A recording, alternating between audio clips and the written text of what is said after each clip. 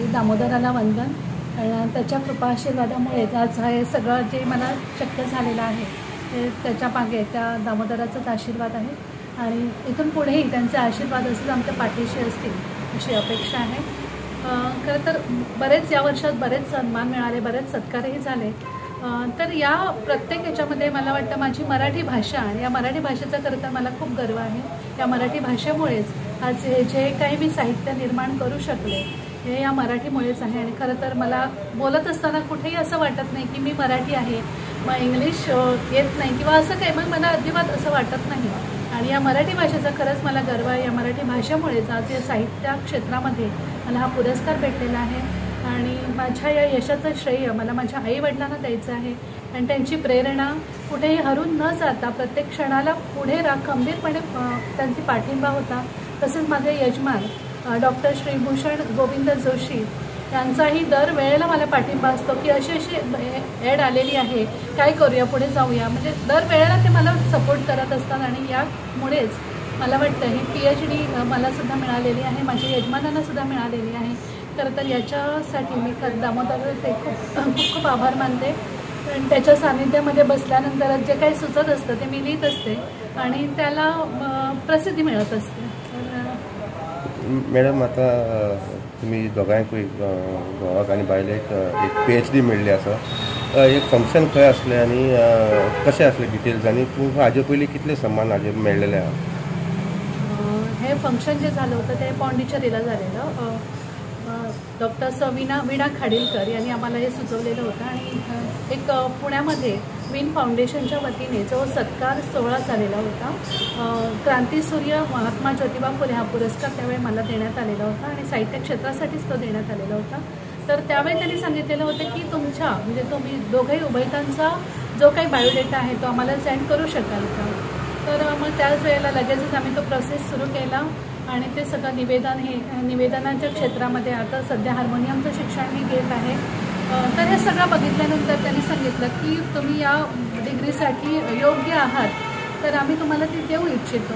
मग त्याच्यानंतर आम्ही पुढे गेलो आणि याच्यापूर्वी म्हणाल तर बरेच पुरस्कार मिळालेले आहेत. तर त्याच्या संदर्भात मी डिटेलमध्ये आता सध्या तरी नाही सांगू शकत, कारण मला नाशिकमध्ये गोदावरी महाराष्ट्र सन्मान पुरस्कार हा सुद्धा मिळालेला आहे. त्याच्यानंतर दुबईमध्ये सुद्धा आम्हाला कवी संमेलनाला जाता आलेलं होतं आणि हे सगळं मला वाटतं माझ्या मराठीमुळे शक्य झालेलं आहे. डॉक्टर भूषण गोविंद जोशी, वास्को, दामोदर मंदिर, ग्राम पुरोहित बोलतो. वक्रतुंड महाकाय सूर्यकोटी समप्रभ निर्विघ्नं कुरु मे देव सर्व कार्येषु सर्वदा.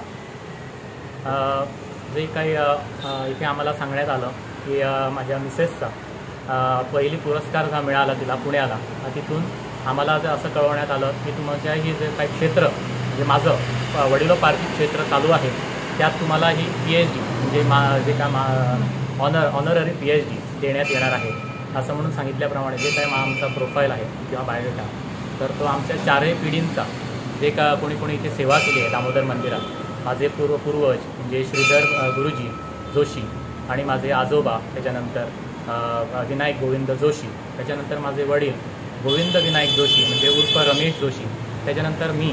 तर आमचं जे काय बॅकग्राऊंड म्हणजे मागचा सगळा विषय बघितल्यानंतर त्यांना असं वाटलं की याज्ञिकी ह्याच्यात त्यांच्या लिटरेचरमध्ये सुद्धा जे काही एक आहे देण्यासारखी पदवी, तर त्यांनी माझं नाव तिथे घोषित केलं.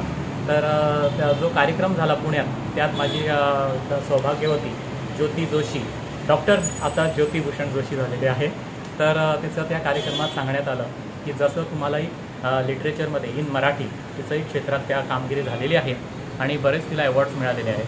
तर त्याप्रमाणे तुमच्या जे काय अहो आहेत, तर मिस्टरांनी काय काय केलं आहे किंवा काय कामगिरी करतात त्याबद्दल त्यांच्यानी सांगितल्यानंतर तिने जी काय माहिती दिली त्यावर मला हे याज्ञिकी पुरोहित म्हणजे ग्रामपुरोहित या नात्याने मला हे पदवी देण्यात आली आहे. आणि हे जे काय पुढचं काही गोष्टी आहेत तर ते सांगण्यात येणार आहेत माझ्या सौभाग्याकडून. डॉक्टर आमचे ग्रामदैवत यांना साष्टांग दंडवत करून मी धन्यवाद देतो. आणि माझे आई वडील गोविंद विनायक जोशी आणि माझी आई रमा गोविंद जोशी आणि माझी सौभाग्य डॉक्टर ज्योती भूषण जोशी आणि माझी मुलं खुशी जोशी आणि तन्मय जोशी यांनाही आभार मी व्यक्त करतो. आणि धन्यवाद म्हणतो आणि इथे थांबतो.